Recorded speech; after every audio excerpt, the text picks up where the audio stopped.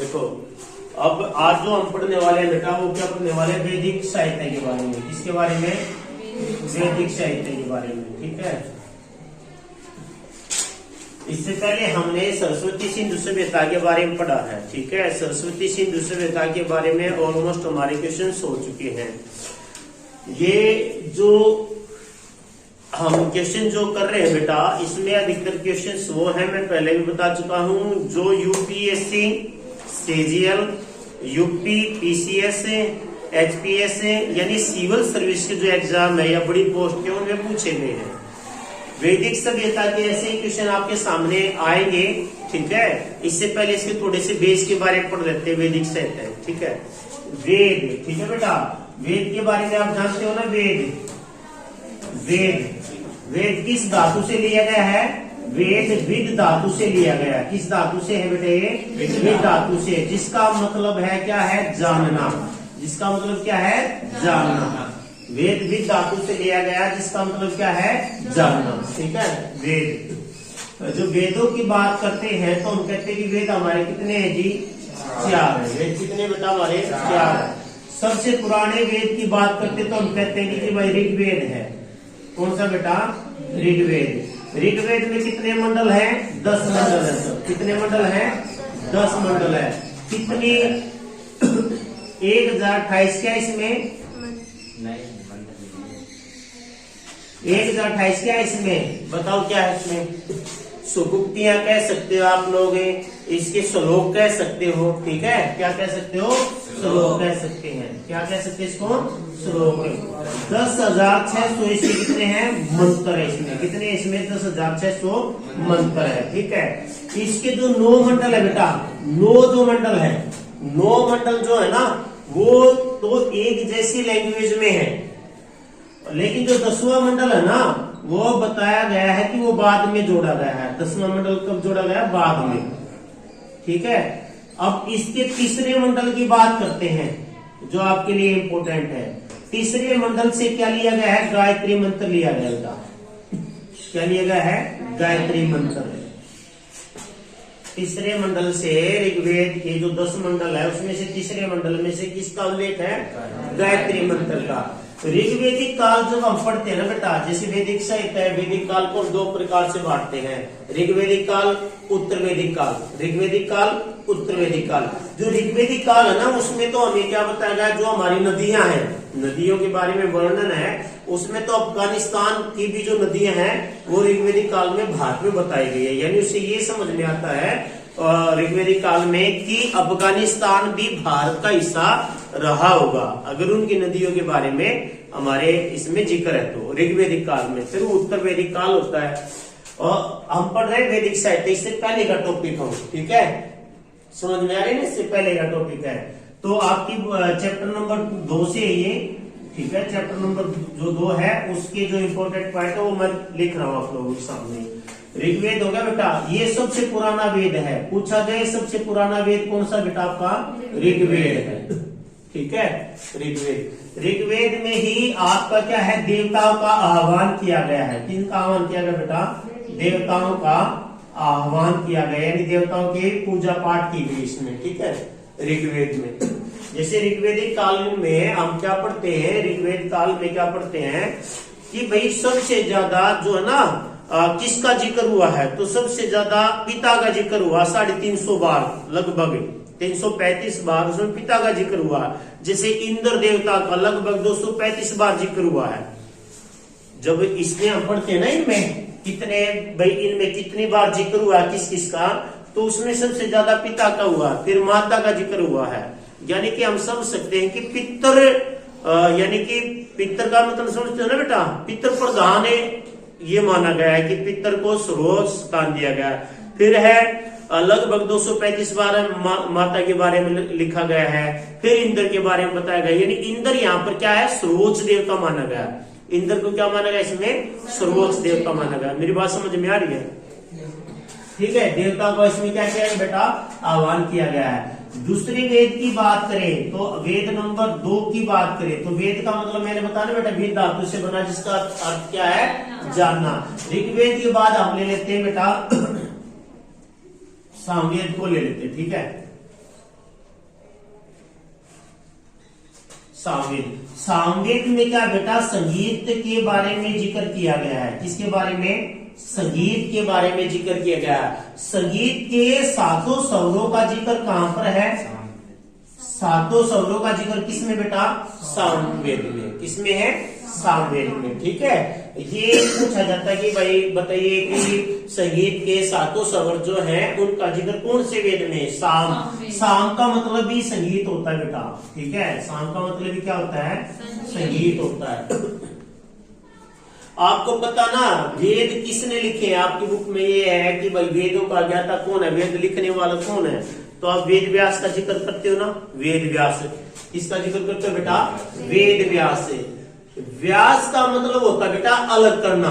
व्यास का मतलब क्या होता है? अलग करना, पृथक्करण करना। पृथक का मतलब क्या होता है? अलग करना। ठीक है, वास्तव में क्या है, वेद व्यास का नाम, वेद व्यास नाम दिया गया है। वेद व्यास क्या दिया गया है? नाम दिया गया है। नाम क्या एक्चुअल में? कृष्णा देवायपन। वास्तव में नाम क्या बेटा?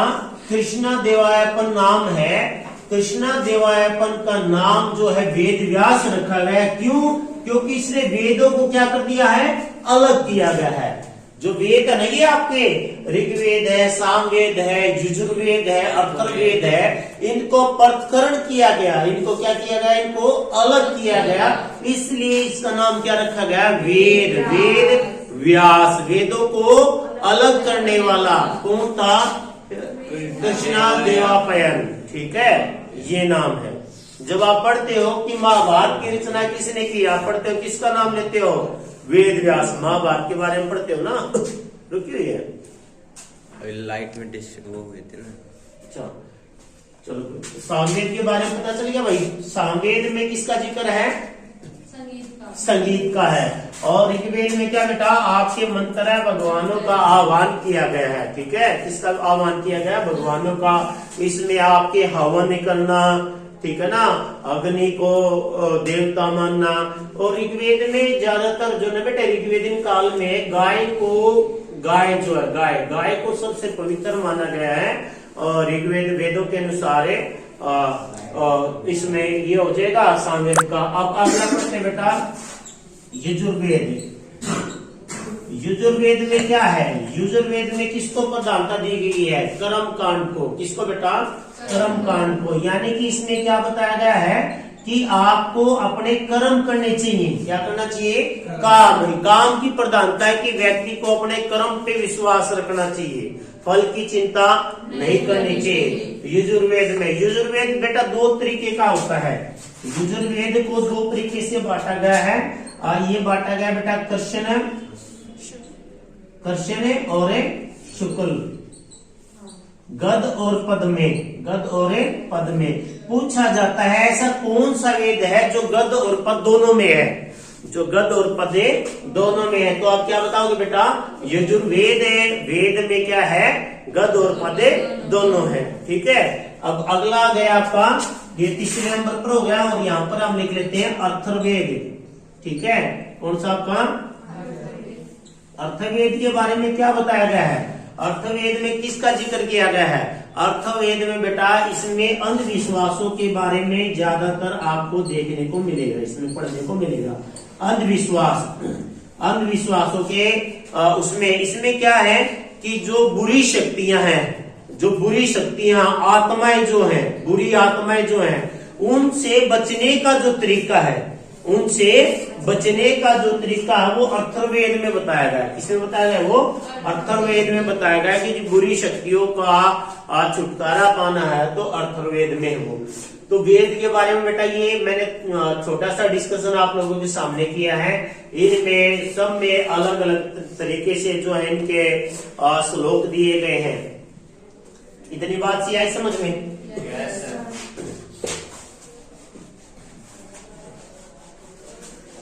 अब इनसे जो है ना बेटा मैं बीच में आपसे लास्ट में उन क्वेश्चनों के बारे में पूछूंगा जो प्रीवियस एग्जाम यूपीएससी जो कंडक्ट कराती है।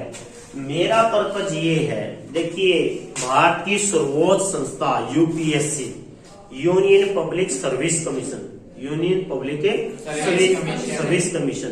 जो हाई रैंक की जॉब देती है हमारे इंडिया में, मेरा मकसद ये है कि उसमें उस परीक्षा के लिए क्या करना होता है, ग्रेजुएशन किया होना चाहिए। 12th में आपका कितना स्कोर है कोई मायने नहीं, 10th में आपका कितना स्कोर है कोई मायने रखता। आप 50+ % भी आपके आ गए तब भी आप उस परीक्षा के लिए उपयुक्त हो, आप एलिजिबल हो, आप दे सकते हो। ग्रेजुएशन होनी चाहिए। आप में कमी है, आप मोटे हो पतले हो, कोई मतलब नहीं उससे। आप उस देश की, हमारे देश की सबसे सर्वोच्च संस्था यूपीएससी जो, उसका एग्जाम दे सकते हो। सिविल सर्विस का एग्जाम होता है जिसमें आप IAS, IPS, IRS कई तरीके की जो है जॉब जो है आपको इंडियन गवर्नमेंट जो अपॉर्चुनिटी देती है। ये क्वेश्चन कराने का मतलब ये है कि भाई आप पहले से ही परिचित हो जाए कि यूपीएससी के एग्जाम में पूछा किस तरीके से जाता है। मैं अपनी लाइफ के अंतिम जो टाइम लिमिट होती है, एज लिमिट होती है, उस एज लिमिट में एक बार ही मैं इस परीक्षा में बैठ पाया।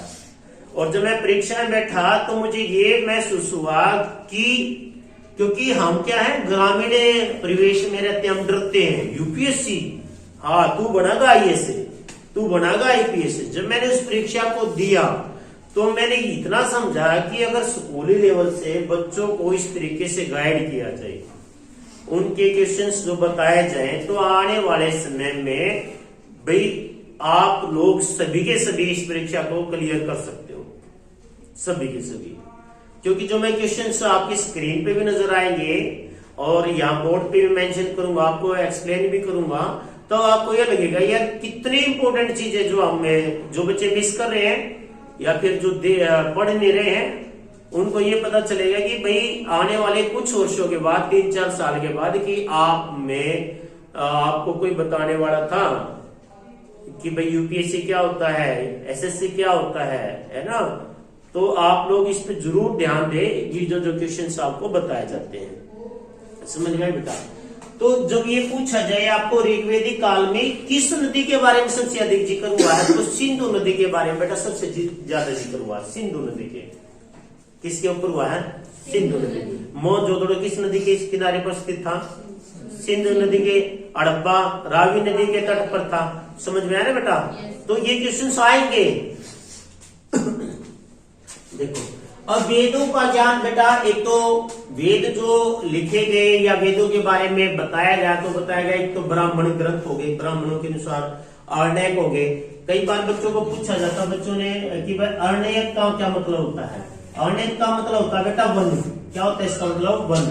यानी कि अरण्यक वनों में घूमकर जो ज्ञान प्राप्त करते थे हमारे ऋषि मुनि, उन्होंने ब्राह्मण ग्रंथों को अस्वीकार कर दिया। जो ब्राह्मण जो थे ना पहले नंबर पर है, आपने पढ़े होंगे तारे ब्राह्मणों के बारे में, वो तो इन्होंने उसको अस्वीकार किया था। और इन्होंने जो थे, जो वनों में घूमकर यानी तपस्या करके, तपस्वी जो लोग थे वो अरण्यक कहलाते थे। यानी वनों में जाते थे ना, आपने मूवी में भी देखा होगा कि भाई वनों में तपस्या कर रहे हैं। एक आपके घरों में है पंडित जी, घरों में है जो ब्राह्मण है वो हवन पूजा पाठ करने के लिए आ गया। ऋषि मुनि और वहीं पर तपस्या करते हैं ना, लंबी कठोर तपस्या करते हैं। क्या ब्राह्मण ऐसी तपस्या करते हैं? नहीं करते हैं, वो करते हैं। तो इनमें थोड़ा सा मतभेद भी रहा है। ठीक है, अरण्यक हो गया। फिर आपका क्या गया बेटा? उपनिषद। उपनिषद क्या है? उपनिषद। उपनिषद का मतलब क्या होता है? पास बैठकर ज्ञान प्राप्त करना। पास बैठकर ज्ञान प्राप्त करना।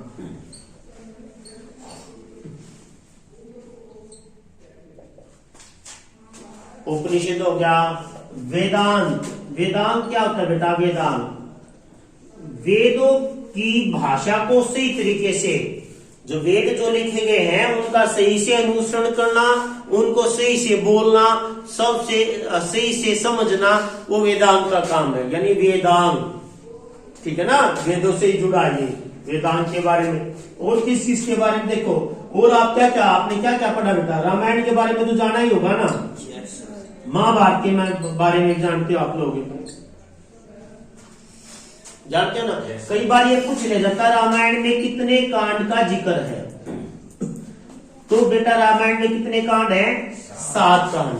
ठीक है, बाल्य कांड जैसे होता है, फिर अयोध्या कांड, फिर आपका वर्णक कांड, ठीक है, वर्णक, फिर किष्किंधा कांड, ये इस तरीके से उत्तरकांड सबसे लास्ट में आएगा, युद्ध कांड, ऐसे तरीके से 7 कांडों का जिक्र किया गया रामायण में, ठीक है। रामायण किसने लिखी थी?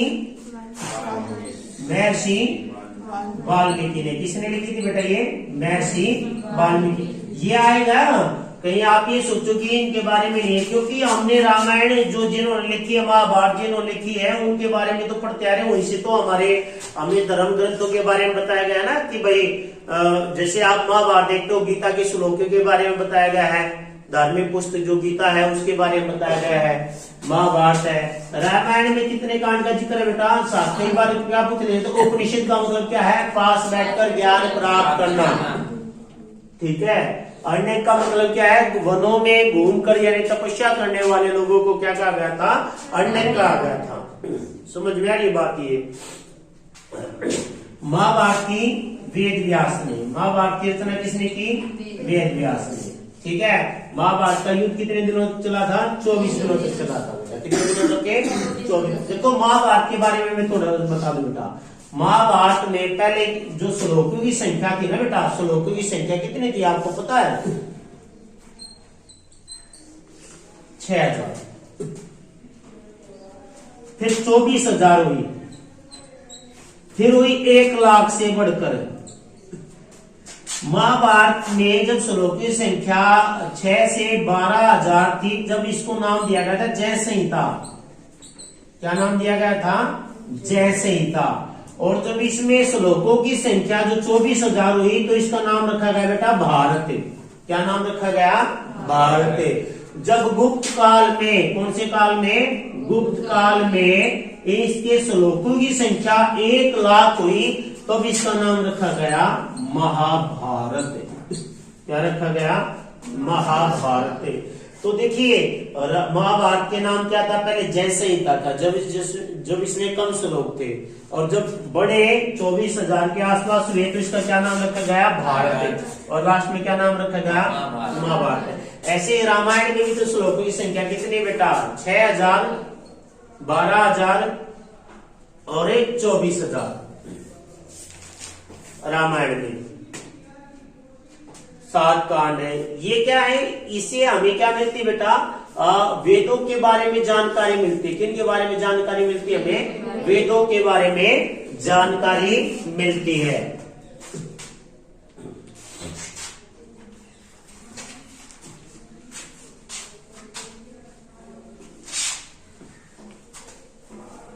अब देखिए पहला क्वेश्चन से है आपका, पहला क्वेश्चन जो है ना वहां पे की स्क्रीन पे भी आपको नजर आएगा। निम्नलिखित युगों में से कौन सा एक भारतीय षड्दर्शन का भाग नहीं है?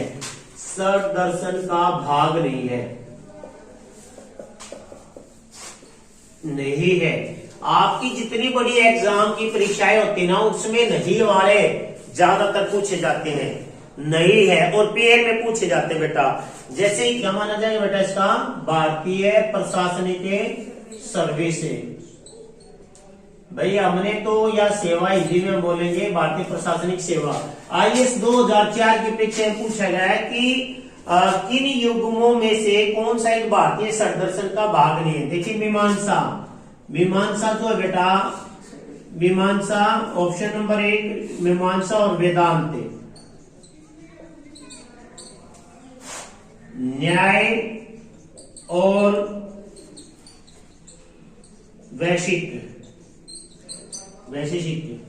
लोकायत और कपालिका,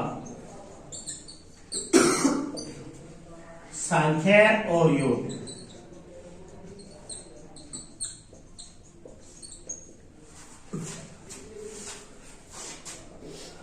तो ये क्वेश्चन है बेटा आपके सामने, क्या है कि भारतीय एक कौन सा एक भारतीय षड्दर्शन का भाग नहीं है? मीमांसा और वेदांत। के बेटा आप देखो वेद है ना इसमें, तो षड्दर्शन में क्या है कि मीमांसा और वेद तो है ही है, न्याय भी है और वैशिष्ट भी है, सांख्य भी है और योग भी है, सांख्य भी और योग भी है।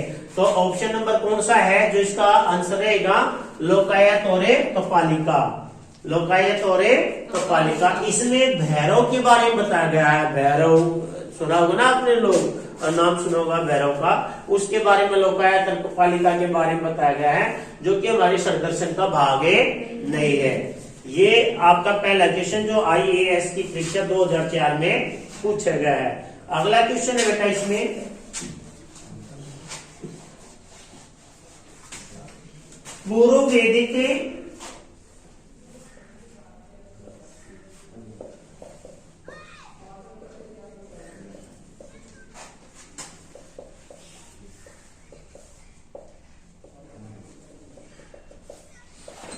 IAS की परीक्षा 2012 में पूछा गया बेटा। IAS की परीक्षा में 2012 में पूछा गया है। आप देख सकते हो क्वेश्चन क्या है कि पूर्व वैदिक आर्यों का धर्म प्रमुख था। क्या मूर्ति पूजा करते थे वो लोग? मूर्ति पूजा और यज्ञ।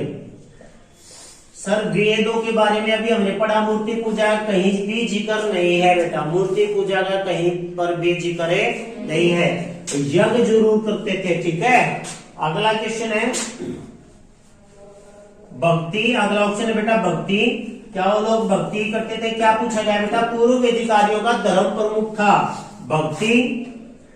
तीसरा बेटा ऑप्शन इसका प्रकृति पूजा और यज्ञ। और फोर्थ ऑप्शन है बेटा प्रकृति पूजा और भक्ति।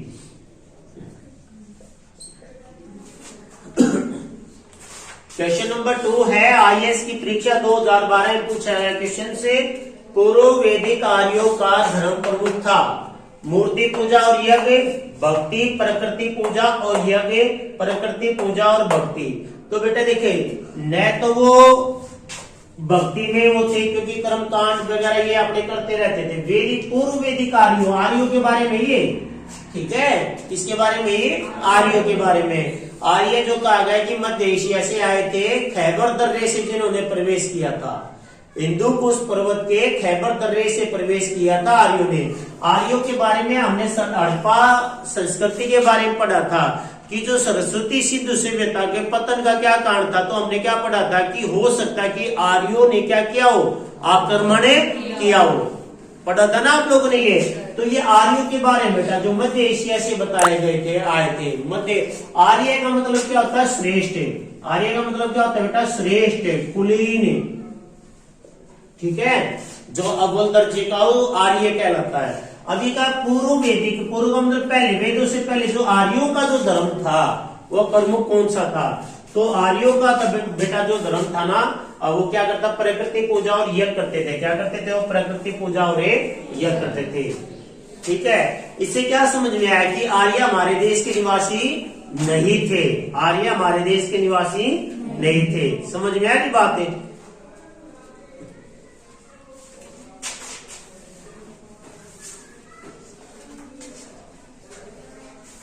अगला क्वेश्चन है बेटा, निम्नलिखित में से ऋग्वेद काल के दौरान किसकी जानकारी नहीं थी?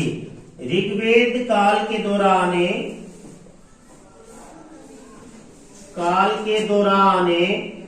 किसकी जानकारी नहीं थी?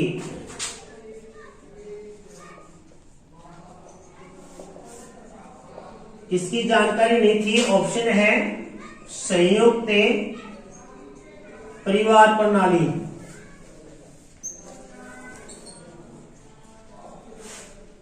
कृषि, वन व्यवस्था और विवाह प्रथा। क्वेश्चन क्या बेटा? यूपी TCS में पूछा गया ऋग्वेद काल के दौरान किसकी जानकारी नहीं थी, ठीक है। निम्नलिखित में से ऋग्वेद काल के दौरान किसकी जानकारी नहीं थी? संयुक्त परिवार प्रणाली बिल्कुल थी, ये तो नहीं थी ना बेटा, पूछा गया है। कृषि थी वही, विवाह प्रथा भी थी। तो ऋग्वेद काल में बेटा वर्ण व्यवस्था के बारे में कोई भी जानकारी नहीं दी गई है। ऋग्वेद काल के दौरान किसकी जानकारी नहीं थी? वर्ण व्यवस्था की, ठीक है। वर्ण व्यवस्था की मैंने बताया ना, ऋग्वेद के कितने मंडल है? 10 मंडल है। कितने मंडल है बेटा? 10 मंडल है। 9 मंडल जो है पहला और 10वां मंडल कहते हैं कि इसमें कुछ बदलाव किए गए, 10वां मंडल बाद में ऐड किया गया। इसी में जो वर्ण व्यवस्था के बारे में जानकारी दी गई। वर्ण व्यवस्था का मतलब है कि कार्य के आधार पर क्षत्रिय, वैश्य, शूद्र जो जातीय जो बटी थी ना, वो 10वें मंडल में उनके बारे में जिक्र, जो बाद में उसमें ऐड किया गया बताया जाता है। तो क्या आ जाएगा? ऋग्वेद काल के दौरान किसकी जानकारी नहीं थी बेटा? वर्ण व्यवस्था की। अगला क्वेश्चन है, प्राचीन काल में आर्यों का आर्य जो हमारे यहाँ आए थे, प्राचीन काल में आर्य जो हमारे यहाँ आए थे, तो बेटा उनका जीविका का साधन क्या है? जीविका का साधन क्या था आर्यों का? तो क्वेश्चन क्या है बेटा? क्वेश्चन ये है, प्राचीन काल में आर्यों के जीविका का क्या मुख्य साधन था? क्या वो लोग कृषि पर डिपेंड थे? नंबर 2 ऑप्शन है शिकार, क्या वो लोग शिकार पर थे डिपेंड? थर्ड शिल्प कार्य, और नंबर 4 है बेटा व्यापार। तो आर्यों का जीविका का साधन क्या था बेटा? कृषि। क्या था? कृषि था। आर्यों का जीविका साधन क्या था? कृषि था। अगर ये अपने आप को श्रेष्ठ कुलीन मानते थे तो शिकार पर इनकी कोई भी रुचि नहीं थी। शिकार को इन्होंने नहीं अपनाता कि शिकार नहीं करना चाहिए। ठीक है, तो आर्यों का वैसे हमारा भी क्या है? भारत के किरीट की हड्डी क्या है? किसान है। किसान है ना, किसान क्या है भाई? खेती करता है, फसल का उत्पादन करता है। तो यो भी बेटा पूछा गया आपका यूपीपीसीएस से 1993 में पूछा गया है। और कई बार क्वेश्चन को क्या किया जाता है बेटा? रिपीट कर लिया जाता है। क्या कर लिया जाता है? क्वेश्चन को रिपीट कर लिया जाता है कि भाई ये क्वेश्चन बताइए। अब है बेटा, मूर्ति पूजा का आरंभ कब से माना जाता है? जो हम लोग मूर्ति पूजा करते हैं ना हम लोग घरों में, सबके किसी न किसी देवी देवता या भगवान का जरूर कोई ना कोई पिक्चर्स का कोई रूप होगा। मूर्ति पूजा का आरंभ कब से माना जाता है?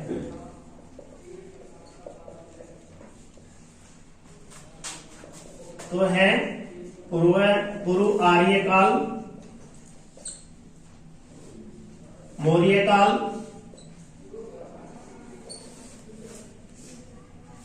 उत्तर वैदिक काल और कुषाण काल।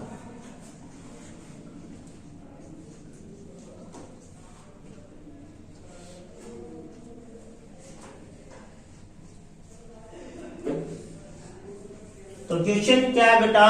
ध्यान से देखिए क्या है, मूर्ति पूजा का आरंभ कब से माना जाता है?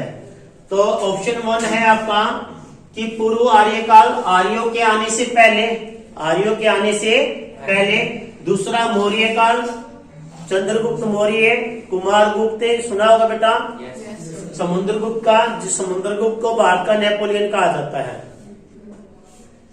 ठीक है, समुद्रगुप्त के मौर्य, ये चंद्रगुप्त मौर्य अलग है। ठीक है, समुद्रगुप्त अलग। उत्तर वैदिक काल यानी कि वैदिक काल के उत्तर में बिल्कुल जिसके पास में जो हुआ, और कुषाण काल।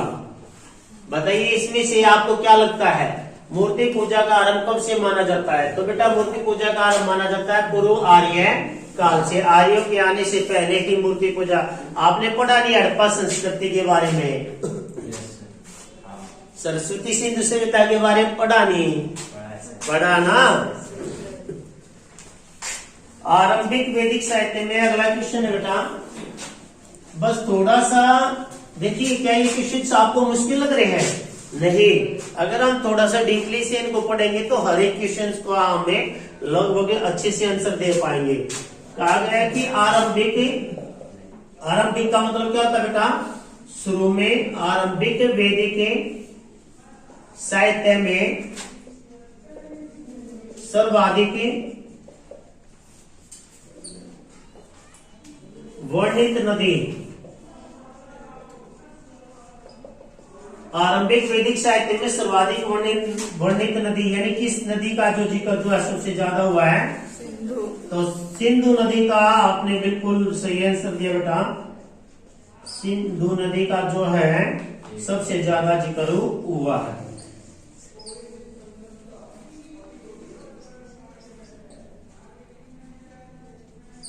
तो कौन सा आंसर आ जाएगा? क्वेश्चन क्या है कि आरंभिक वैदिक साहित्य में सर्वाधिक वर्णित नदी कौन सी है? तो सिंधु नदी का जिक्र बेटा सबसे ज्यादा हुआ है।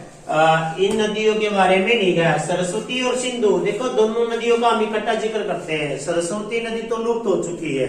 सरस्वती नदी को हमें किस नदी से जानते हैं? बे घग्गर नदी से जानते हैं बेटा। किस नदी से जानते हैं? घग्गर नदी से जानते हैं इसको, ठीक है। इस नदी से जानते हैं इसको, हमें घग्गर नदी से जानते हैं। तो ये क्वेश्चन बेटा ये यूपीएससी एग्जाम में पूछे गए हैं कि भाई आप ये बुक से ही है, ये अलग से नहीं है, आपकी बुक से ही है। मैंने उनको क्या कर लिया, अलग से मेंशन कर लिया कि भाई बताइए कि ये क्वेश्चन आपको पता होने चाहिए कि नहीं होने चाहिए। आप बच्चे जब इसको देखोगे तो समझोगे कि हाँ भाई ये जो हमें टाइम पीरियड लगा रहे हैं अपनी एजुकेशन पर, ये वेस्ट नहीं है, ये भविष्य में क्या है, यूटिलाइज होने वाला है, यूजफुल होने वाला है। तो हमने वैदिक साहित्य के बारे में पढ़ा, थोड़ा हमने अपने जो वेद है उनके बारे में पढ़ा है, महाभारत रामायण के बारे में हमने जाना, अरण्य क्या होता है, उपनिषद क्या होता है, ब्राह्मण ग्रंथ क्या होते हैं बेटा, इनके बारे में हमने पढ़ा है, ठीक है। और ऐसी ही जैसे हम अगली क्लासेस में भी ऐसी ही चीजें रखेंगे ताकि आप लोगों को ये समझ में आए कि वाकई में मैं जो मेहनत आप लोगों के साथ, मैं आप लोगों के साथ जो कर रहा हूं किस पद से कर रहा हूं। तो ध्यान दे, इन क्वेश्चनों को जरूर समझे बेटा।